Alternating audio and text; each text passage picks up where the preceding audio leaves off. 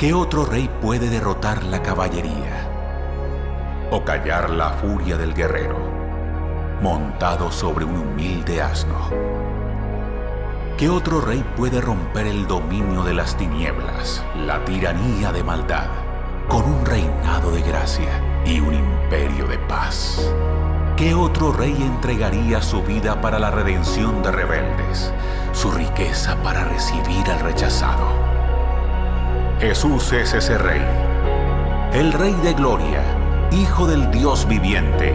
No solo un rey más, no solo un profeta más, no solo un maestro más. Él era a quien el mundo estaba esperando, el que nos libraría del cautiverio, el Hijo de David y linaje escogido de Abraham. Él es el destino de la ley mosaica, Yahweh en piel humana. Él es quien establece el reino y el dominio de Dios para sanar al enfermo, recuperar la vista del ciego, liberar al cautivo y proclamar buenas nuevas para los pobres. Este Jesús fue el creador que vino al mundo y es el principio de una nueva creación. Encarnó el pacto, cumplió los mandamientos, revirtió la maldición. Este Jesús es el Cristo de quien Dios habló a la serpiente, el prefigurado a Noé en el diluvio, el prometido a Abraham, el garantizado a Moisés antes de morir, el prometido a David durante su reinado, el revelado a Isaías como siervo sufriente, el profetizado a través de los profetas y el preparado por medio de Juan el Bautista. Él es el Hijo del Padre, Salvador del mundo, sustituto por nuestros pecados, más amoroso, más santo, más majestuoso y temible de lo que podemos imaginar.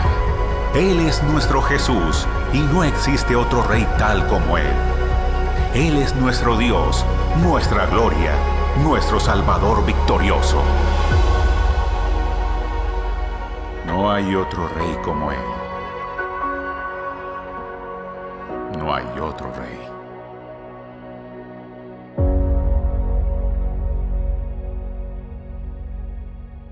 Hola hermanos, que el Señor los bendiga.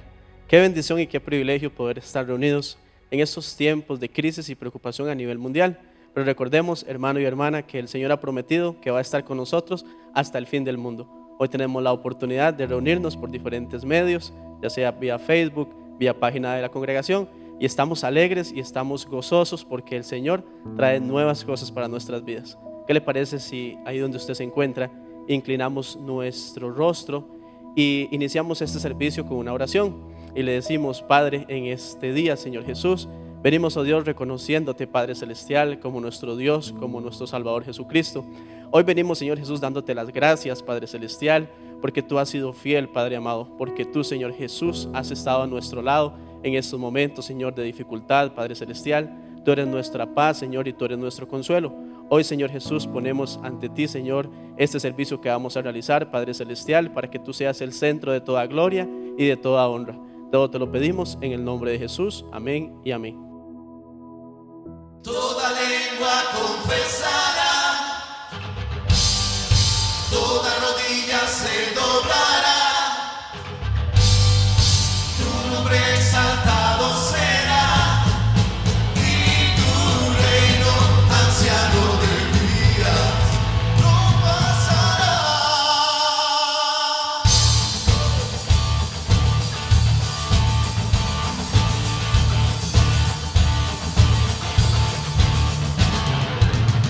Y gloria, poder y honra, al anciano de días será. Toda nación y la creación, al anciano de días se postrará. Toda lengua confesará, declarará tu gloria, toda rodilla se doblará.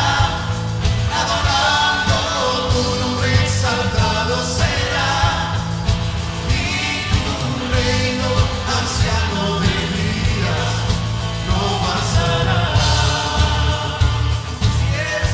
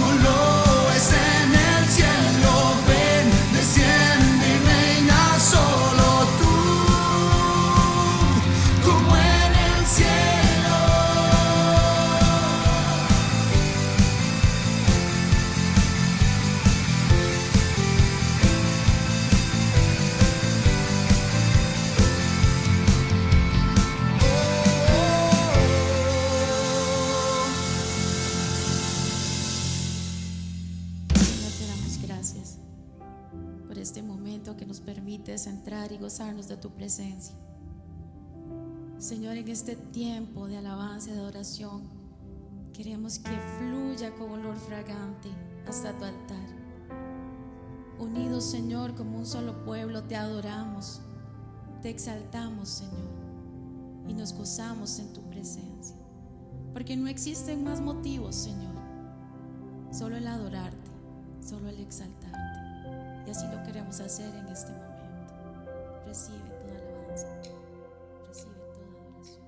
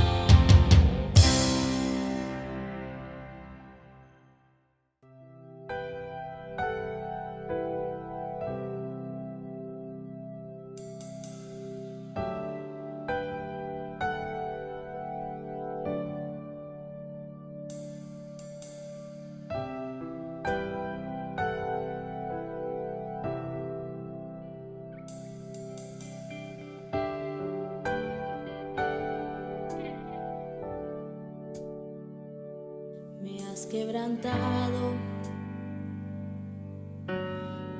una y otra vez. Me siento olvidado, como si no me ves. Y cuando te hablo, lo único que puedo hacer es esperar.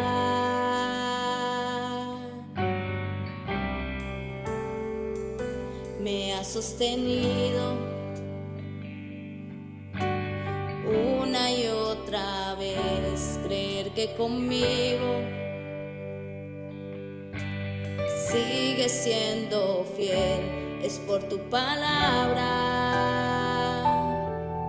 que no me rendiré, yo confiaré.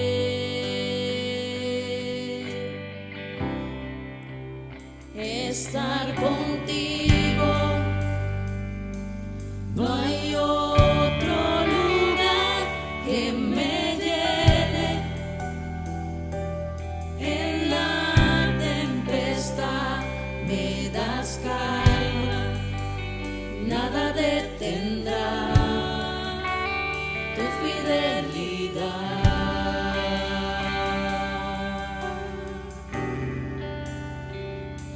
Mi alma restauras una y otra vez, tu amor me rodea,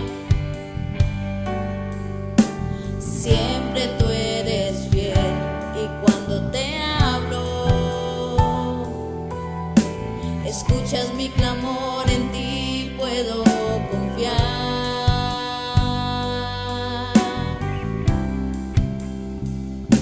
Me has sostenido una y otra vez, creer que conmigo sigue siendo fiel.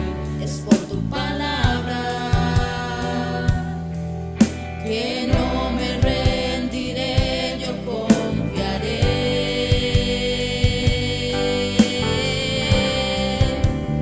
Estar contigo,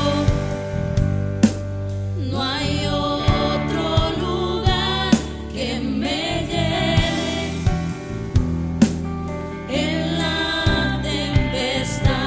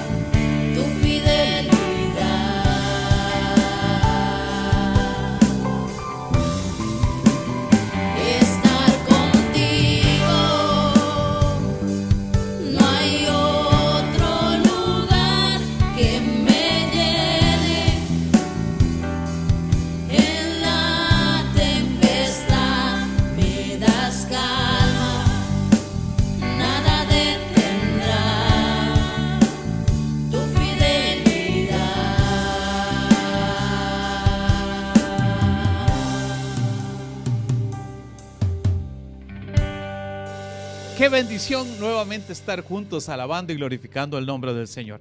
Hoy vamos a estar estudiando la palabra del Señor porque el Señor le respondió a un hombre que el mayor mandamiento que existe es amar a Dios con todo el corazón, con todas las fuerzas y con todo el alma. Pero también el Señor nos mandó que debemos de amar a nuestro prójimo. ¿Será que amar al prójimo es convertirnos en guarda de nuestro hermano? No se pierda la enseñanza de este día. Tome nota y comparta con su familia sus conclusiones. Así es que esperamos en el Señor que sea un día de bendición. Que lo disfrute.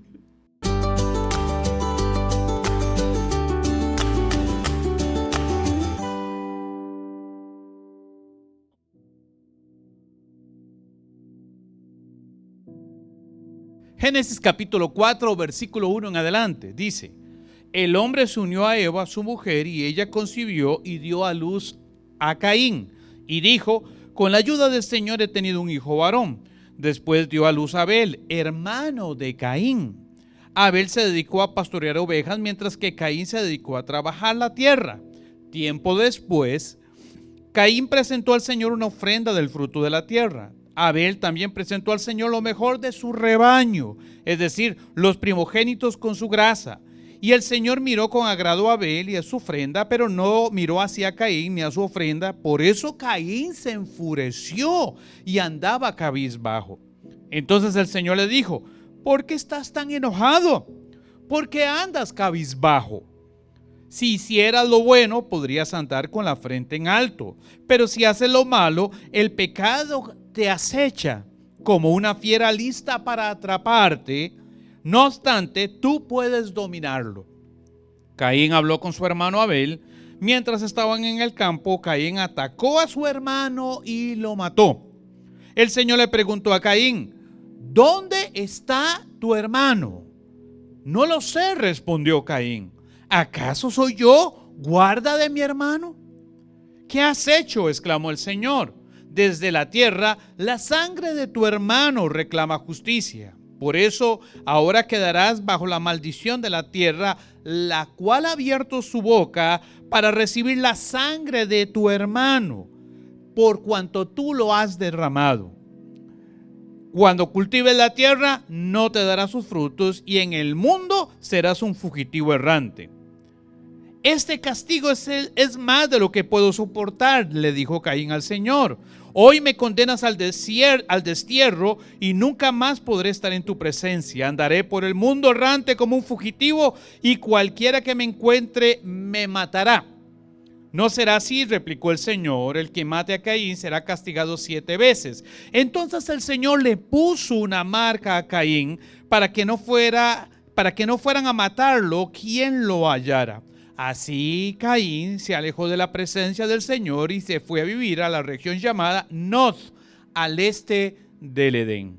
Mis amados, el relato bíblico presentado se desarrolla algún tiempo posterior al momento en que Adán y Eva fueran expulsados del huerto como resultado de su rebelión con Dios.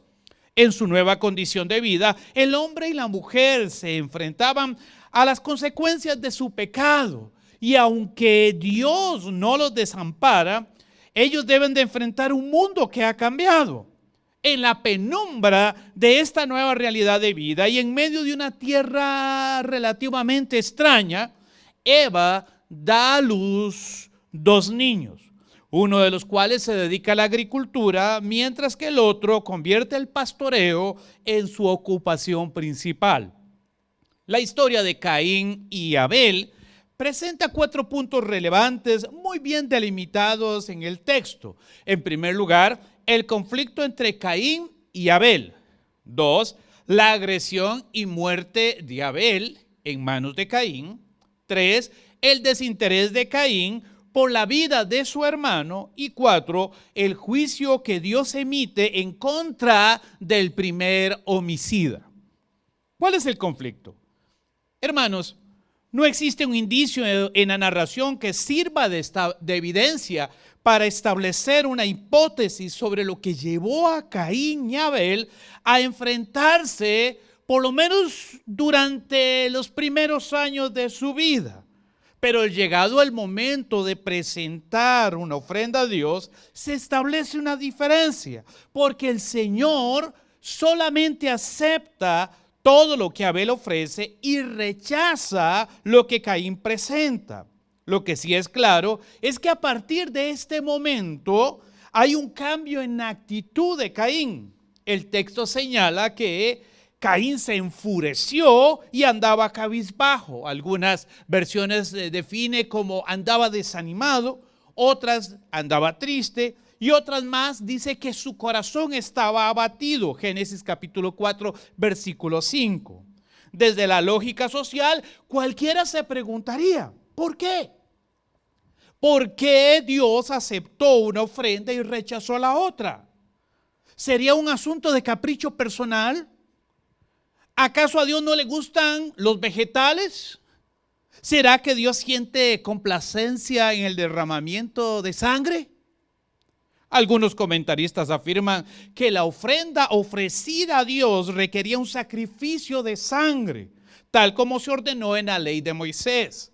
Pero este argumento, mis queridos hermanos, es débil. No existe nada en el texto que indique que el problema estaba en lo que se estaba ofreciendo, por lo que debemos de descartar esta idea. Todo lo que estos hombres estaban ofreciendo al Señor, debemos de partir del hecho de que Dios lo había criado, Dios lo había evaluado y Dios había dicho que era bueno en gran manera. De manera que lo que estos hombres ofrecían a Dios, Dios lo había creado. No hay nada en la ofrenda que presentan, fueran animales o fueran vegetales, que fuera malo. Delante de los ojos de Dios todo estaba bien. De esta manera entonces, y de acuerdo con su vocación, Caín ofreció una ofrenda del fruto de la tierra, capítulo 4, versículo 3. Y Abel tomó de entre los primogénitos de su rebaño y ofreció animales con sus grosuras, capítulo 4, versículo 4. Es posible entonces que la forma en que el autor describe la evaluación de Dios del acto de ofrendar nos provea una pista.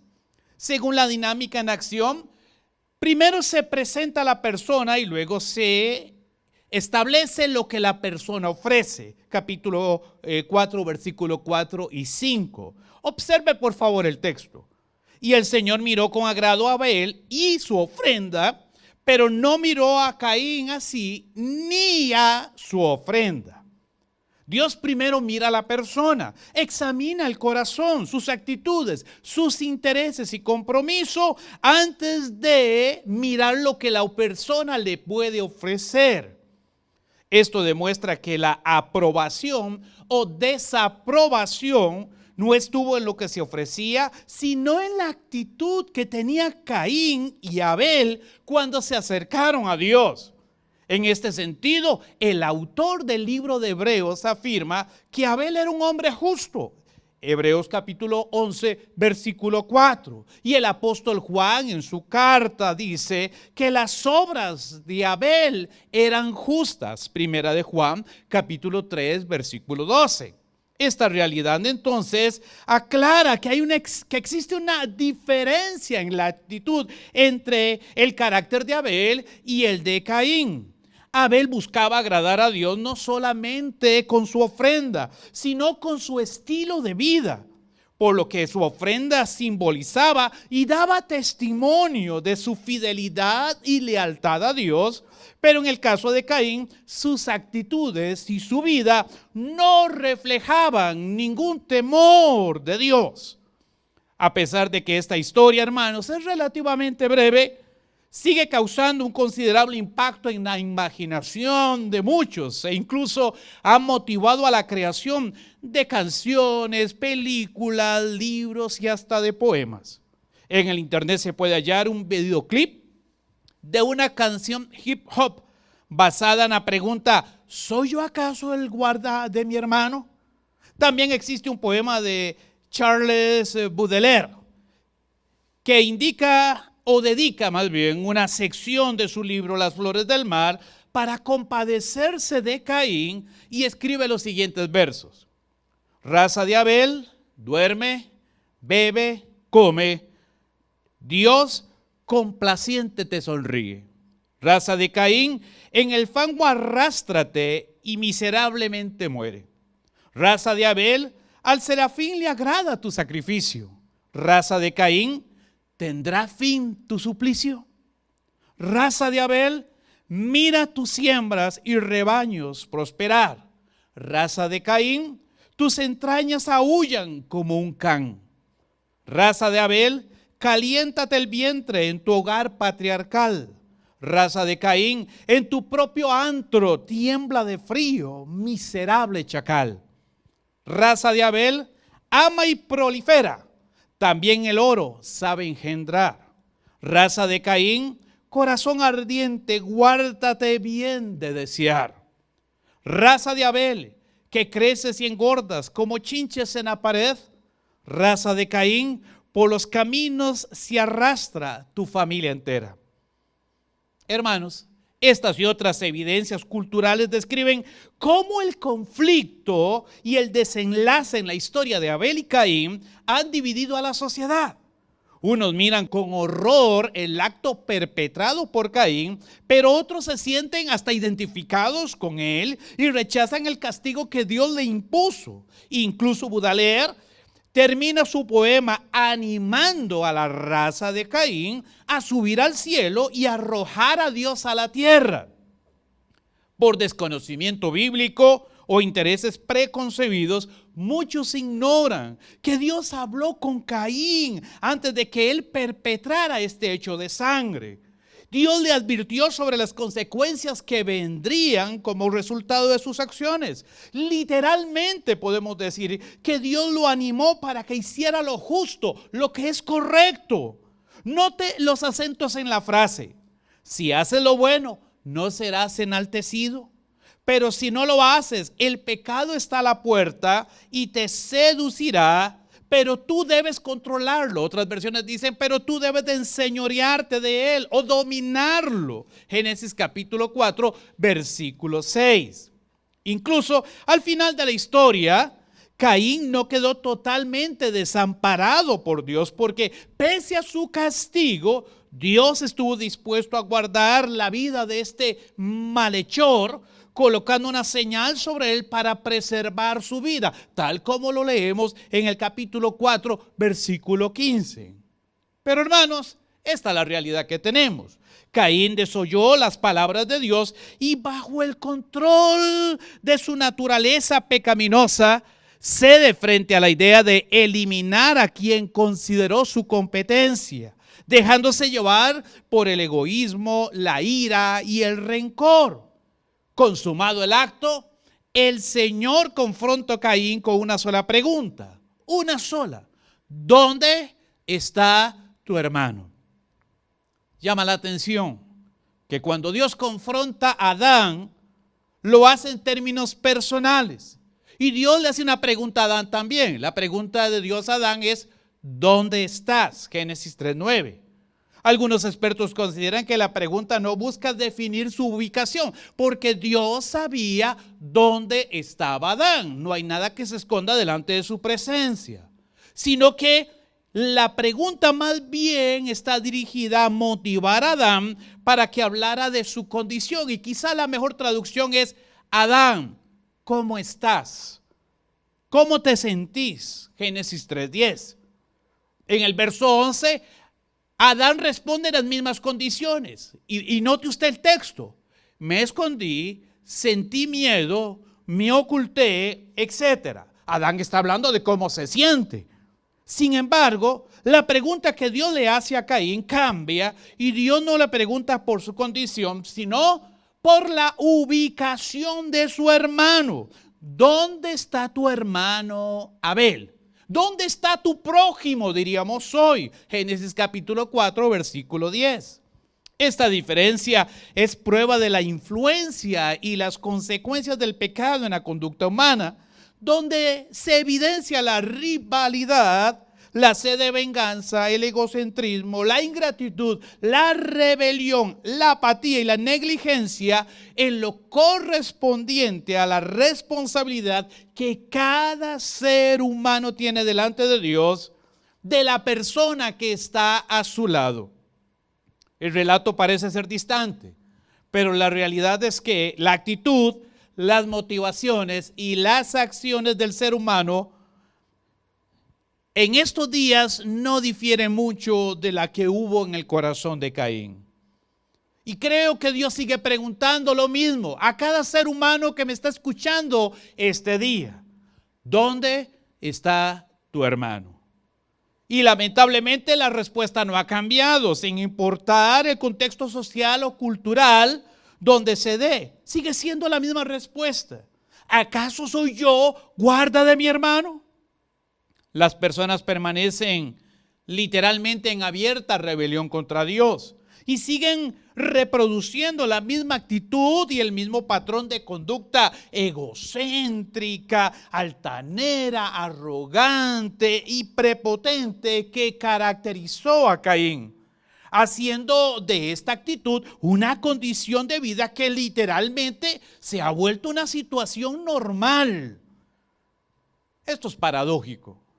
Mientras que el ser humano ha conseguido desarrollar la creación mediante la ciencia y la tecnología, estas mismas disciplinas son las que han puesto en evidencia lo egocéntrico, lo altanero, lo prepotente, lo arrogante y lo inmisericorde que puede llegar a ser el ser humano con otros seres humanos también.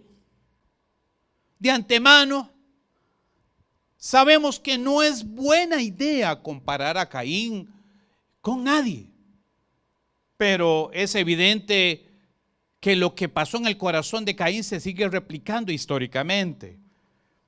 Se han hecho estudios a nivel de Latinoamérica y se ha encontrado que el individualismo ha crecido notablemente según los estudios realizados por Hofstede en 1983 y especialmente en Costa Rica, y de acuerdo a los resultados obtenidos por León y Vargas en el 2006, se presenta un panorama social sombrío porque las personas siguen respondiendo de la misma manera. ¿Acaso soy yo guarda de mi hermano? Se preocupan por sí mismas, luchan por sí mismas, están concentradas en el éxito personal y no les importa nada de lo que esté pasando con la persona que está a su lado.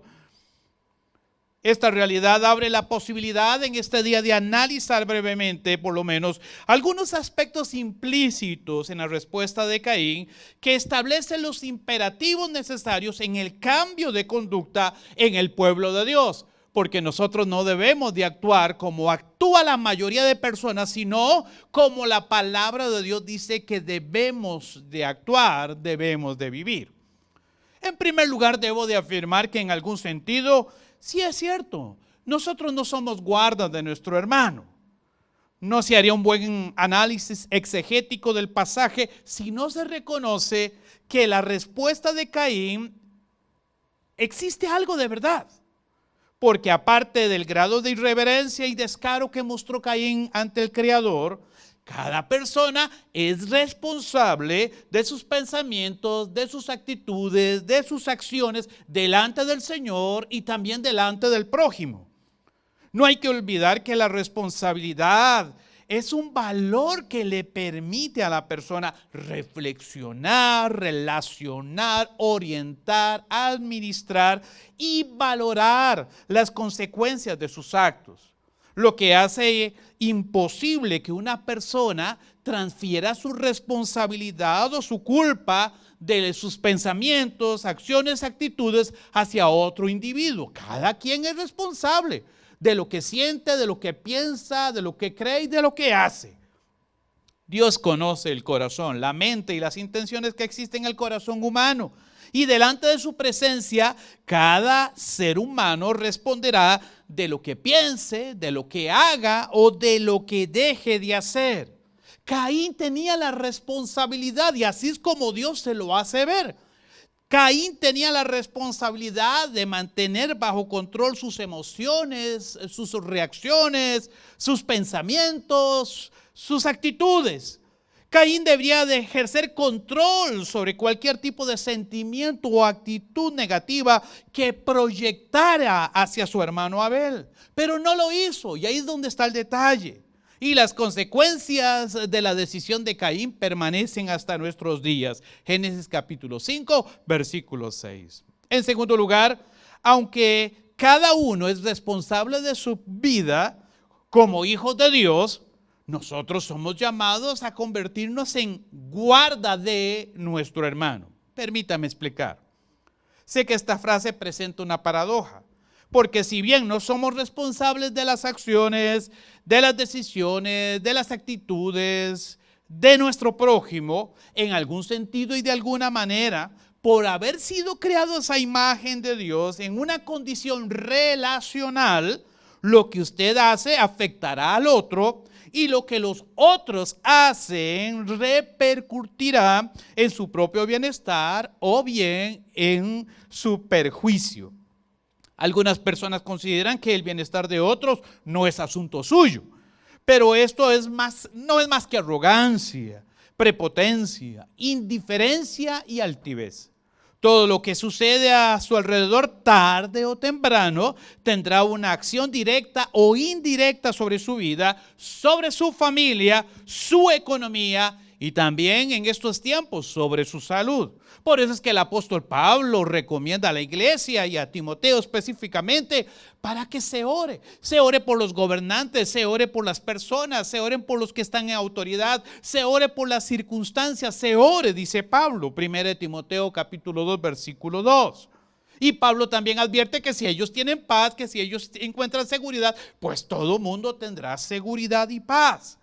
Tomando en cuenta esta realidad, es irónico y creo yo que hasta ilógico que no se tomen las medidas claras para solventar o alivianar la adversidad que está experimentando la persona que está a nuestro lado. Creo que es el momento de asumir un papel activo que marque la diferencia. Algo que demuestre que usted y yo, como hijos de Dios, también nuestras obras deben de ser justas, como nuestro corazón es justo delante de la presencia de Dios. Lo que nosotros somos debe de reflejarse en lo que nosotros hacemos, mi querido hermano. Una medida urgente que se debe tomar para beneficio de las personas que están a nuestro lado, para nuestro prójimo, consiste en presentar a Cristo con el propósito de mostrarle a nuestros vecinos, amigos y personas cercanas un camino más excelente del que ellos conocen. Un segundo interés está en la oportunidad de brindarle amparo material o emocional en la medida de quizás nuestras propias limitaciones a las personas que están a nuestro lado, proveyéndole por lo menos el pan para ese día. Nunca olvide que la oración nos convierte en personas devotas, pero compartir el pan con el hambriento es más que una responsabilidad. Es una vocación, es un testimonio y una evidencia de fe. De manera que usted y yo somos llamados por Dios a compartir el pan con el hambriento, con el necesitado, el proveerle al que no tiene, porque en la medida que él esté bien, todos vamos a estar bien. El apóstol Pablo también enseñó que siempre que se tenga la oportunidad, se debe de hacer el bien a todos los hombres.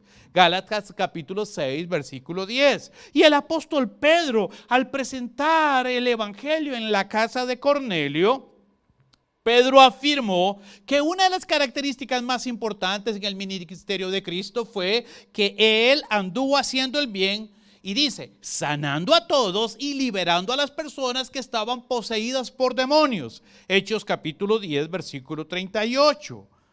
Esto me recuerda a un axioma que leí en uno de los tantos sermones de Charles Spurgeon. En uno de sus sermones, Spurgeon afirmó, el poder para hacer el bien involucra el deber de hacer el bien. Como cristiano, usted tiene el deber de hacer el bien donde quiera que usted está. Así es como Pablo lo presenta en Romanos capítulo 12, versículo 21.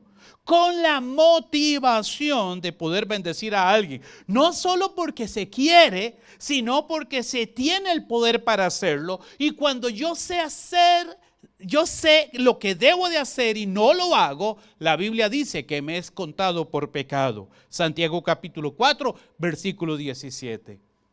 Para compartir con el que no tiene, Hermano, usted no necesita un llamado especial o directo de Dios. Tampoco usted necesita, hermano, que un ángel se le aparezca para que usted comparta el evangelio. No necesita un título académico teológico para hacerlo. Simplemente necesita compartir su testimonio de fe, compartir su creencia, su confianza, su dependencia y su obediencia a Dios. Si usted ha disfrutado de la gracia, la misericordia y la bondad de Dios, y si sobre su hogar, hermanos, hay bendiciones que caen como el rocío de la mañana, ¿cómo es posible que usted no comparta con los demás lo que por gracia usted ha recibido de Dios? ¿Sería posible, hermanos, descansar y pensar solo en lo que a usted le conviene, mientras que otras personas sufren, lloran y anhelan conocer un camino más excelente del que han transitado durante toda su vida? ¿Cómo podemos amar a Dios si no amamos a la persona que está a nuestro lado? Primera de Juan 4:20. ¿Cómo podremos llamarnos siervos de Dios si solo vivimos para satisfacer y servir intereses personales y egoístas? En este punto Jesús mostró una actitud diferente. ¿Y sabe por qué? Porque realmente Jesús fue guarda de su hermano. Mateo 20:28 dice: el Hijo del Hombre no vino para ser servido, sino para servir y para dar su vida en rescate de muchos. Hermano, Jesús no tenía por qué morir en la cruz. Sin embargo, y por amor, subrayo, aún en medio del dolor, la agonía, la soledad y el menosprecio de muchos, murió tomando el lugar de cada uno de nosotros. Sacerdotes y otros religiosos del momento se burlaron de él diciéndole: a otros salvó, pero a sí mismo no se puede salvar. Mateo 27:41 al 44. Hermanos, a pesar de que él tenía el poder necesario para descender de la cruz, decidió morir en su lugar para cargar sobre sí mismo el pecado. Y lo hizo pensando no en su propio bienestar, sino lo hizo pensando en el bienestar del ser humano que estaba cautivo bajo el látigo del pecado.